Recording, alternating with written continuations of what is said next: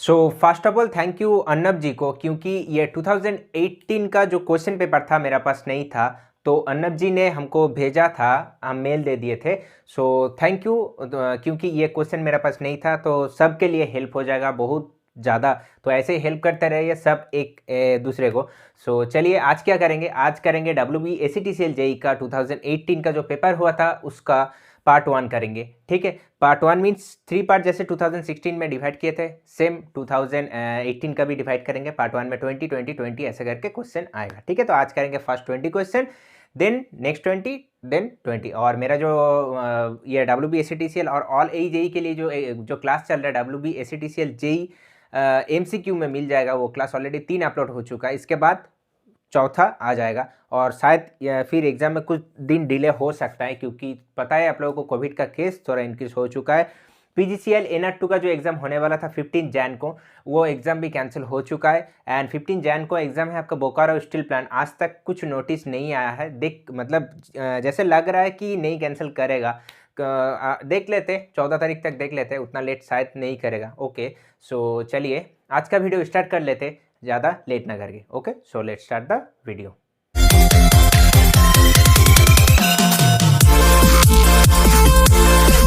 So question start करने से पहले अगर अभी तक चैनल को आप लोग सब्सक्राइब नहीं किए तो जरूर चैनल को सब्सक्राइब कर लीजिए, नोटिफिकेशन बेल को ऑन कर लीजिए, दोस्तों के साथ जरूर शेयर कर दीजिए और तैयारी कंटिन्यू रखिए। लॉकडाउन हो या जो भी हो, आप लोग तैयारी जरूर कंटिन्यू रखिए, सबसे इंपॉर्टेंट काम है आप लोगों का। ओके, सो स्क्रीन में देखिए पहला क्वेश्चन है the essential condition for parallel operation of two single phase transformer is that they should have same. ठीक है, दो सिंगल फेज ट्रांसफार्मर है, वो दो ट्रांसफार्मर का पैरेलल ऑपरेशन करने के लिए ये जो 4 ऑप्शन में है, ये 4 ऑप्शन में से कौन सा एसेंशियल कंडीशन है। एसेंशियल मीन्स आप मैंडेटरी भी बोल सकते हैं, फंडामेंटल या नेसेसरी, मतलब ये जरूरत है। ठीक है, तो ऑप्शन क्या है, polarity, phase sequence, voltage ratio and percentage impedance. तो यहाँ पर पोलरिटी मैंडेटरी है, तो ऑप्शन नंबर ए इसका आंसर होगा। बाकी जो 4 चीज़ है, ये मतलब बाकी टोटल जो 4 चीज़ है इसमें से चारों ही इंपॉर्टेंट है, लेकिन पोलरिटी क्या है आपका मैंडेटरी चीज़, पोलरिटी आपको सेम होना चाहिए। ठीक है, अगर पोलरिटी आपका इधर उधर हो जाएगा तो ट्रांसफार्मर क्या जल सकता है। ठीक है, ये मेन रीजन है। और एक चीज़ यहाँ पर हम बता दे रहे, देखिए ये जो यहाँ पर ये क्वेश्चन फॉर्म हुआ, इसका आंसर हुआ ऑप्शन नंबर ए। और यहाँ पर और एक क्वेश्चन फॉर्म हो सकता है, जो सिंगल फेज ट्रांसफार्मर का पैरेलल ऑपरेशन होता है, उसमें जो ट्रांसफार्मर का प्राइमरी एंड सेकेंडरी वाइंडिंग रहता है, तो प्राइमरी वाइंडिंग किसके साथ कनेक्टेड रहता है, सेकेंडरी वाइंडिंग किसके साथ कनेक्टेड रहता है। प्राइमरी वाइंडिंग जो होता है, प्राइमरी वाइंडिंग आपका कनेक्टेड रहता है सोर्स बास के साथ, सोर्स बास, क्लियर। एंड जो सेकेंडरी वाइंडिंग होता है वो आपका कनेक्टेड रहता है लोड बास के साथ। तो ये क्वेश्चन भी आ सकता है इन फ्यूचर, अगर पैरेलल ऑपरेशन में पैरेलल सिंगल फेज ट्रांसफार्मर का ये प्राइमरी वाइंडिंग किसके साथ कनेक्टेड रहता है, सोर्स लोड, या तो सोर्स एंड लोड दोनों के साथ, या तो नन ऑफ द अबव। ठीक है, ऑप्शन नंबर सी तो गलत ही है, सोर्स लोड दोनों एक साथ कैसे कनेक्टेड रहेगा। ठीक है, सो ये क्वेश्चन आ सकता है। और मैंडेटरी चीज़ तो ये है, बाकी आपका जो फेज सीक्वेंस या तो परसेंटेज इंपीडेंस वोल्टेज रेशियो, इससे भी ज़्यादा मैंडेटरी यहाँ पर हो जा रहा है पोलरिटी। ओके, सो चलिए नेक्स्ट क्वेश्चन में मूव करते हैं। नेक्स्ट क्वेश्चन है, in an RLC circuit, series circuit during resonance the impedance will be. So RLC जो सीरीज सर्किट होता है, RLC सीरीज सर्किट में इंपीडेंस क्या होता है। ठीक है, तो यहाँ पर एक चीज़ हम लिख दे रहे, ये आप लोग जरूर कॉपी में लिख लीजिए, क्योंकि बहुत ज़्यादा ये इंपॉर्टेंट बात है। एक चीज से, एक क्वेश्चन से बहुत सारा क्वेश्चन आता है। RLC एक यहां पर हम कर दे रहे सीरीज के लिए, और यहां पर हम कर दे रहे पैरेलल के लिए। ओके, सो RLC सीरीज में इंपीडेंस क्या होता है, यहां पर क्या पूछा है, यहां पर during resonance the impedance will be, impedance यहां पर मिनिमम होता है। ठीक है, तो इंपीडेंस रिप्रेजेंट करते हैं जेड से, तो सीरीज में आपका इंपीडेंस कम होता है, पैरेलल में आपका इंपीडेंस ज़्यादा होता है। क्लियर, सीरीज में करंट क्या होता है आपका ज़्यादा होता है, पैरेलल में करंट आपका कम होता है। सीरीज में y क्या है बाद में बता रहे, y आपका क्या होता है और y आपका ज़्यादा होता है, यहाँ पर y आपका कम होता है। ठीक है, तो ये कंडीशन आप लोग जरूर लिख लीजिएगा। एक होता है इंपीडेंस, ये होता है आपका करंट, y होता है आपका एडमिटेंस। एडमिटेंस क्या है, इंपीडेंस का रेसिप्रोकल। इट मीन्स जैसे हम लोग कंडक्टेंस करे थे G = 1/R, रेजिस्टेंस का रेसिप्रोकल, वैसे सेम है यहाँ पर जेड इक्वल्स टू 1/y, ये इट मीन्स ये है आपका एडमिटेंस, ठीक है। तो ये क्वेश्चन भी आ सकता है कि सीरीज आरएलसी में अगर क्वेश्चन अगर कुछ इधर उधर टेढ़ा क्वेश्चन रहेगा तो उसमें क्या होगा, आपका सीरीज का पूछ लेगा आरएलसी सीरीज का एडमिटेंस क्या होता है, तब तो एडमिटेंस में दिक्कत हो सकता है अगर प्रॉपर्ली कॉन्सेप्ट क्लियर नहीं है। इसलिए हम बता दे रहे कि अगर जेड आपका कम होगा तो वाई आपका ज्यादा होगा, यहाँ पर क्योंकि यहाँ पर इनवर्सली प्रोपोर्शनल होता है। देखिए जेड आपका अगर कम होगा इंपीडेंस तो मेरा वाई एडमिटेंस ज्यादा होगा। और वाई इक्वल्स टू और एक फॉर्मूला होता है, ये क्वेश्चन एसएससी जेईई में भी आया था, Y equals to G plus J B, ठीक है। जी क्या है, जी होता है आपका कॉन्डक्टेंस, बी क्या होता है, बी होता है आपका ससेप्टेंस, ओके। तो यहाँ पर शायद इसका ही पूछ लिया था कि बी क्या होता है या तो जी क्या होता है, ऐसा कुछ एसएससी जेईई में क्वेश्चन पूछ लिया था, ठीक है। तो ये आपका इंपॉर्टेंट चीज हो जा रहा है, ठीक है। तो आप लोग जरूर कॉपी में नोट कर लीजिए। नेक्स्ट क्वेश्चन है, in forward region of its characteristics A diode operate S. Forward region में जो डायोड होता है, डायोड कैसे अपीयर करते हैं, an on switch, an off switch, a capacitor, a high resistor. तो डायोड आपका ऑपरेट करता है एन ऑन स्विच, ठीक है। अगर आपका यहाँ पर हम जस्ट या शायद आप लोग लिख लिए तो इधर हम रब कर दे रहे, ठीक है। सो डायोड जब आपका फॉरवर्ड में रहता है, फॉरवर्ड कंडीशन में, ये आपका एनोड इट मीन्स पॉजिटिव, ये आपका कैथोड इट मीन्स नेगेटिव। तो इधर से जब फॉरवर्ड में जब जाता है तो क्या होता है आपका diode as a on switch, it means ये जो डायोड आपका हो जाता है शॉर्ट सर्किट। जब आपका रिवर्स इधर आएगा तब क्या होगा, आपका जो डायोड होता है आपका ओपन सर्किट हो जाएगा, क्लियर। सो नेक्स्ट क्वेश्चन में मूव करते हैं। नेक्स्ट क्वेश्चन है, synchronous motor generally have. Synchronous motor क्या होता है, generally salient pole motor, smooth cylindrical motor, rotor, either salient pole और स्मूथ सिलिंड्रिकल और नॉन ऑफ द एबव, ठीक है। तो यहाँ पर आंसर क्या होगा, यहाँ पर आंसर होगा आपका सिंक्रोनस मोटर होता है आपका सैलिएंट पोल रोटर। यहाँ पर कुछ इन्फॉर्मेशन हम अच्छा से बता दे रहे हैं। देखिए जो सिंक्रोनस मशीन रहता है, सिंक्रोनस मशीन का क्या होता है, सिंक्रोनस मशीन का टू टाइप्स ऑफ रोटर होता है, एक होता है आपका नॉन सैलिएंट एंड एक होता है आपका सैलिएंट। नॉन सैलिएंट मतलब क्या, सिलिंड्रिकल, यहाँ पर लिख दे रहे हैं हम। एक होता है आपका नॉन सैलिएंट जो होता है आपका सिलिंड्रिकल भी कहा जाता है, ओके। और एक होता है आपका सैलिएंट। तो क्या क्या कुछ कंडीशन है यहाँ पर हम बता दे रहे हैं, आप लोग जरूर लिख लीजिएगा क्योंकि एक क्वेश्चन से कुछ इंफॉर्मेशन देना बहुत जरूरत हो जाता है जहां पर इंपॉर्टेंट होता है। तो सिलिंड्रिकल में क्या होता है, देखिए ये नॉन सैलिएंट में इसका हाई स्पीड होता है और ये सैलिएंट ये आपका होता है लो स्पीड। इसका ये जो रोटर रहता है, ये रोटर का डायमीटर क्या होता है, डायमीटर कम रहता है और एक्सियल लेंथ ए एल हम कर दे रहे, एक्सियल लेंथ होता है ज़्यादा। सैलिएंट पोल का जो रोटर रहता है उसका डायमीटर ज़्यादा, एक्सियल लेंथ कम हो जाता है, क्लियर। और ये जो नॉन सैलिएंट और सिलिंड्रिकल ये कहाँ पर यूज होता है, स्टीम टरबाइन के लिए, स्टीम टरबाइन। और ये सैलिएंट हाइड्रोलिक टरबाइन,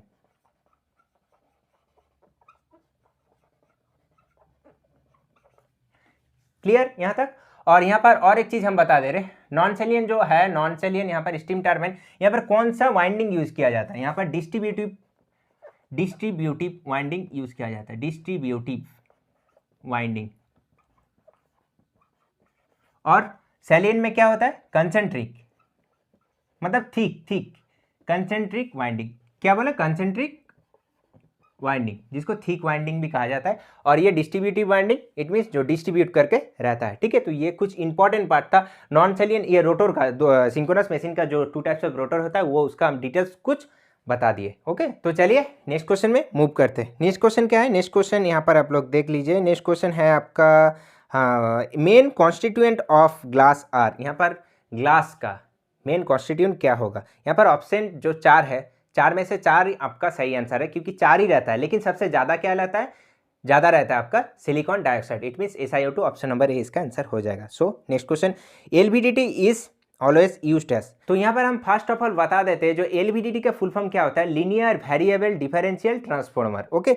सो यहाँ पर क्या बोला है, LVDT is always used as secondary transducer, primary transducer, primary signal generator और नॉन ऑफ दिस। तो यहाँ पर आंसर क्या होगा, सेकेंडरी ट्रांसड्यूसर, क्योंकि एलवीडीटी जो लीनियर वेरिएबल डिफरेंशियल ट्रांसफार्मर में प्राइमरी वाइंडिंग एक रहता है और सेकेंडरी वाइंडिंग आपका रहता है 2। और यहाँ पर एक चीज, ट्रांसड्यूसर का काम क्या है, ट्रांसड्यूसर क्या करता है, इलेक्ट्रिकल सिग्नल को अदर फिजिकल क्वांटिटी में बदल देता है। ठीक है, क्या बोले हम, इलेक्ट्रिकल सिग्नल को कुछ अदर सिग्नल अदर जो फिजिकल क्वांटिटी है उसमें बदल देता है। फिजिकल क्वांटिटी लाइक आपका लाइट हो सकता है, फिर आपका फोर्स हो सकता है, टॉर्क हो सकता है, फिर एनर्जी हो सकता है, ये सब। ठीक है, सो ये था इसका आंसर। सो नेक्स्ट क्वेश्चन में हम लोग मूव करते हैं। नेक्स्ट क्वेश्चन है Which relay is used to detect and protect internal fault of a transformer। ये तो मतलब जितना दिन शायद जेई का एग्जाम होता है, जेई का ही क्वेश्चन आते ही रहता है।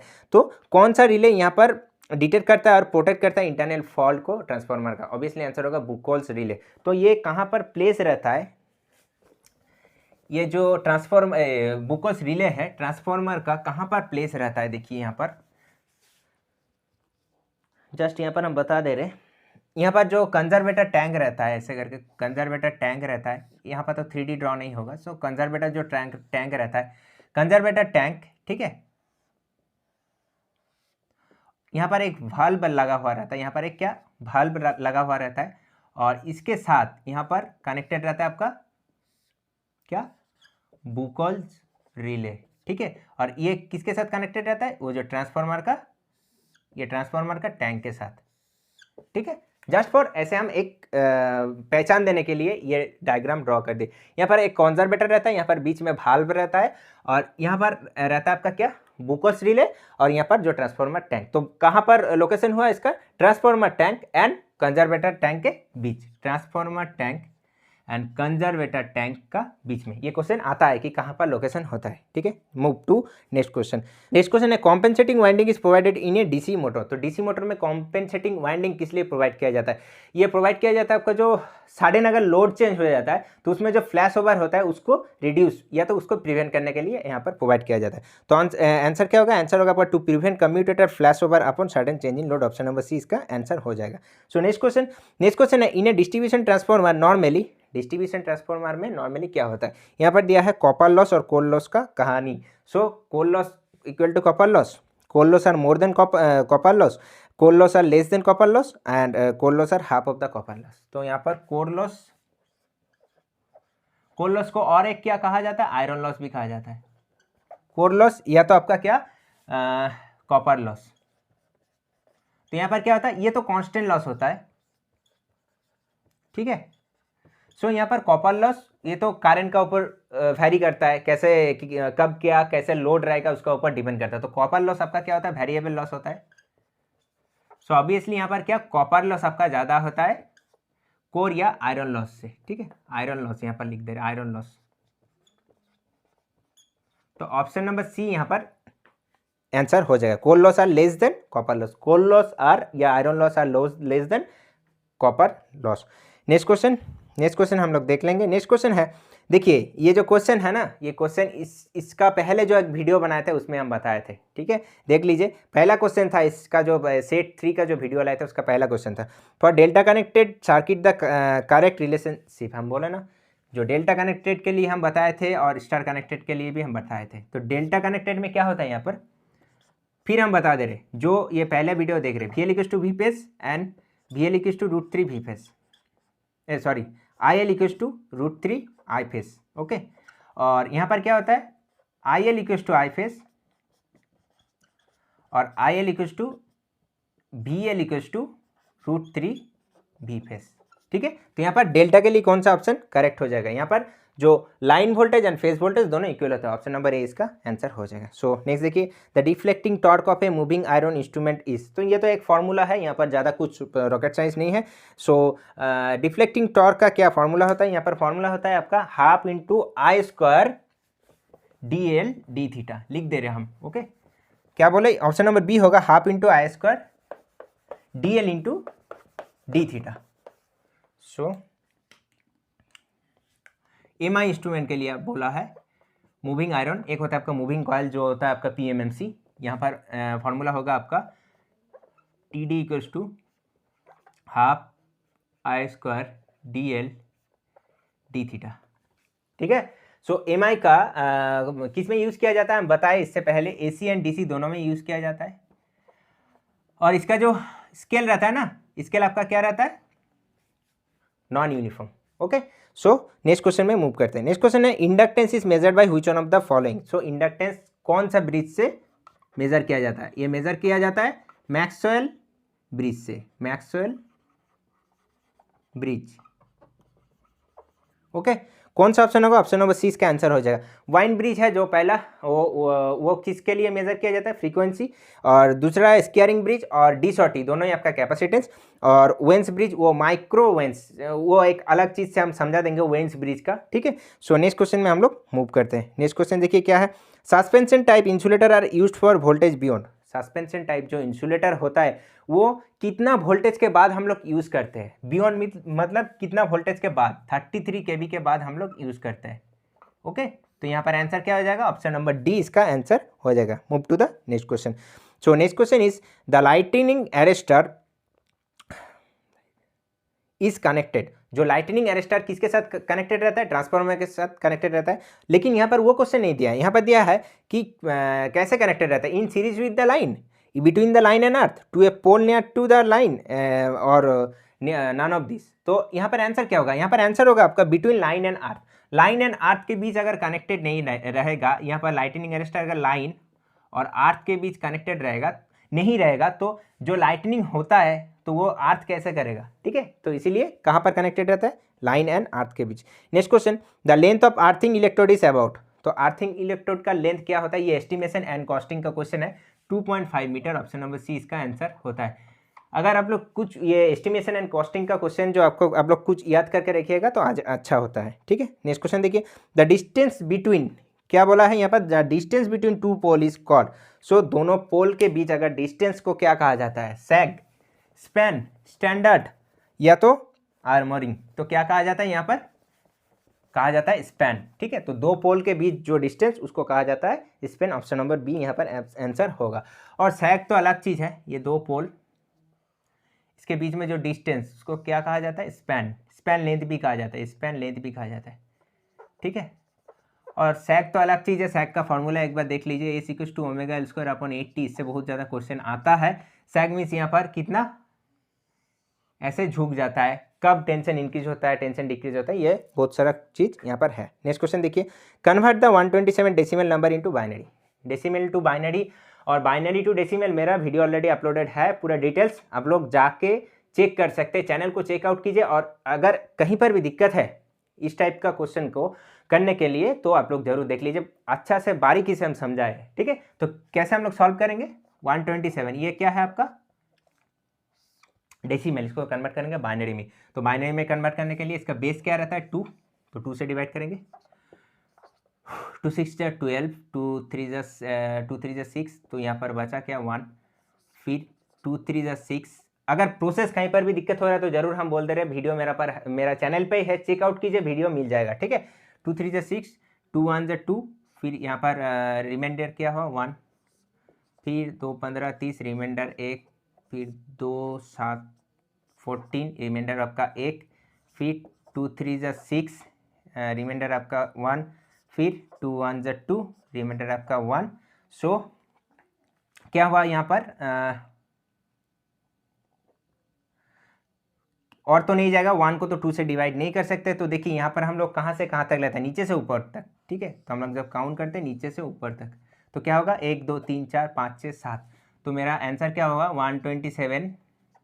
इसको अगर हम बाइनरी में कन्वर्ट करें तो मेरा आंसर आया 1 2 3 4 5 6 7, ठीक है। तो ऑप्शन नंबर बी यहाँ पर इसका आंसर हो जाएगा। एक चीज़ हम यहाँ पर बता दे रहे, देखिए यहाँ पर आप लोग डायरेक्टली भी कर सकते वो जो ये जो एक फार्मूला होता है 8421 का हम लोग फार्मूला यूज़ करते हैं, उससे भी हो सकता है 1 2 4 8 16 32 64। देखिए ये सबको ऐड कीजिए तो 127 आएगा। देखिए 2 1 3 3 4 7 7 8 15 15 6 21 21 2 23 23 4 27, फिर 2 कैरी, फिर 2 1 3 3 3 6 6 6 12 तो 127। ये कैसे आया ये भी हम बता के रखे हैं, जरूर आप लोग देखिएगा, ये बहुत ज़्यादा इंपॉर्टेंट है। देखिए इतना टाइम नहीं मिलता कि ये ऐसे करके हम लोग करें, तो ये ऐसे करेंगे ना तो बहुत ज़्यादा टाइम आप लोगों का सेव होगा, तो जरूर आप लोग जाके देखिए, या तो हम डिस्क्रिप्शन में लिंक दे देंगे। क्लियर? सो अभी तक अच्छा लग रहा है तो जरूर चैनल को सब्सक्राइब कर लीजिए जो नया नया कैंडिडेट है, और जो पुराना है वो तो आप लोग जरूर देखिए, कंटिन्यू कीजिए।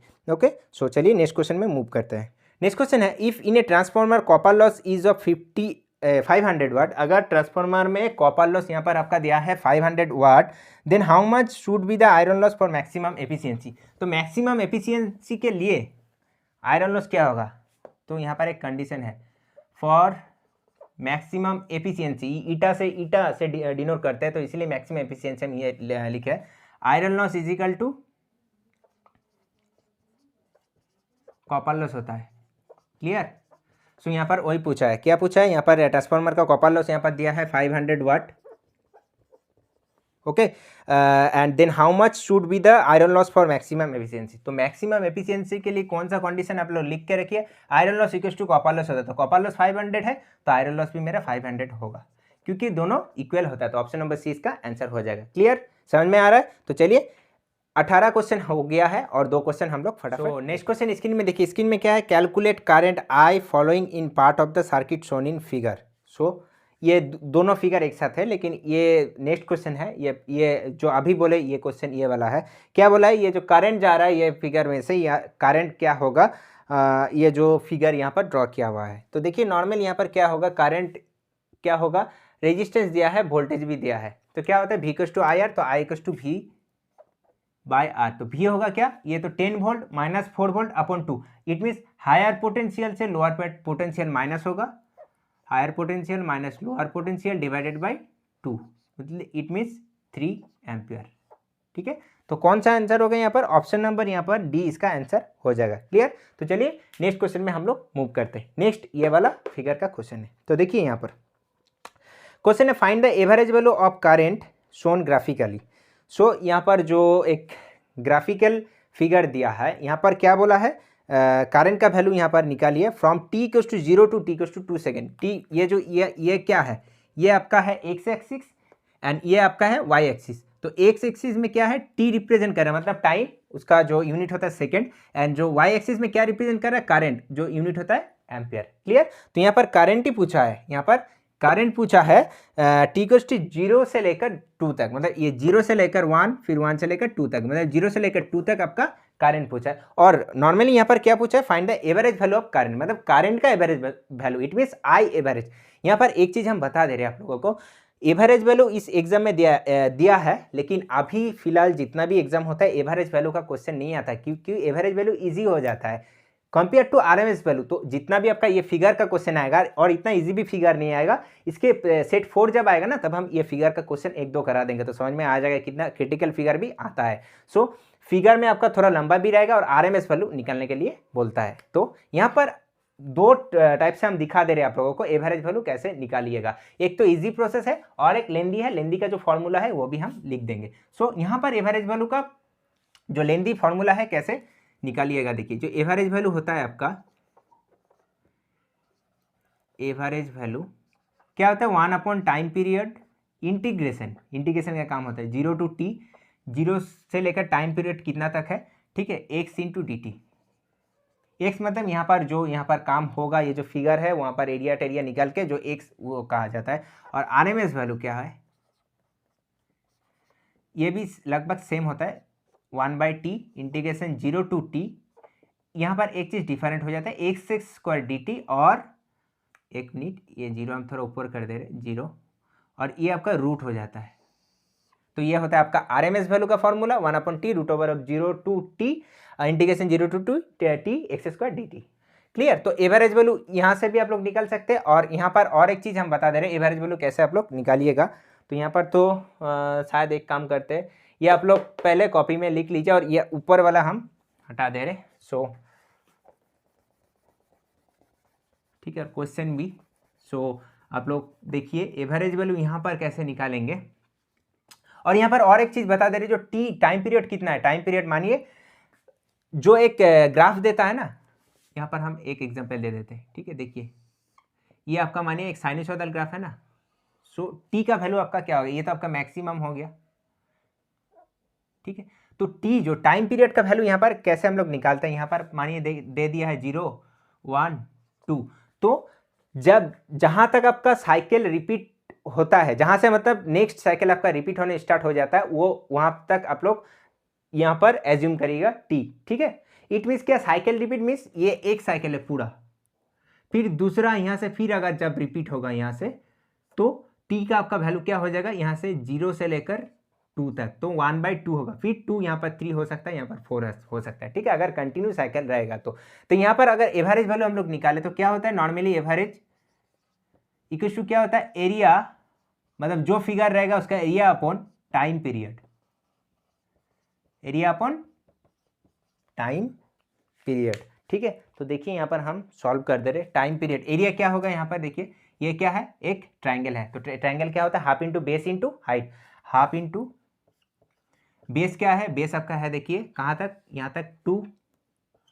हाइट देखिए क्या है, यहाँ तक है मतलब 10, divided by time period, time कहाँ तक है, टाइम भी है आपका देखिए 2 यहाँ तक, क्लियर। सो टाइम आपका है यहाँ पर हो जाएगा 2, तो यहाँ से 2 गया, यहाँ से 2 गया, 2 1 2, 2 5 10, so what is the answer, answer is 5 ampere. तो कौन सा यहाँ पर आंसर होगा, ऑप्शन नंबर डी यहाँ पर इसका आंसर हो जाएगा, क्लियर। तो 20 क्वेश्चन हम लोगों का खत्म हो चुका है, आज का 20 क्वेश्चन पूरा। सो नेक्स्ट पार्ट में हम लोग नेक्स्ट 20 क्वेश्चन करेंगे। सो अगर ये वीडियो से कुछ सीख मिला तो जरूर आप लोग चैनल को सब्सक्राइब कीजिए, लाइक दीजिए एक, एंड नोटिफिकेशन बेल को भी जरूर ऑन कीजिए, एंड नेक्स्ट वीडियो कंटिन्यू करेंगे, और WBSC का जितना भी वीडियो आएगा मेरा सेट कंटिन्यू जब तक एग्जाम नहीं हो जाता है कंटिन्यू हम लोग करेंगे, ठीक है। और आप लोग जरूर सपोर्ट कीजिए, कहीं पर दिक्कत होता है तो कॉमेंट बॉक्स में कॉमेंट कर सकते हैं, ठीक है। सो चलिए, अच्छा से रहिए, अच्छा से सेफ मेंटेन कीजिए, और अच्छा से जो जितना भी प्रोटोकॉल है आप लोग मेंटेन कीजिए, और हेल्दी खाना खाइए, और जितना हेल्दी और प्रोटीन खाना खाइएगा तो उतना आपका इम्यूनिटी पावर थोड़ा बूस्ट होता है, ठीक है। तो जरूर आप लोग हेल्दी खाइए और प्रोटीन खाइए। सो चलिए, मिलते हैं अगले वीडियो में, आज तक के लिए इतना ही, thank you and good bye.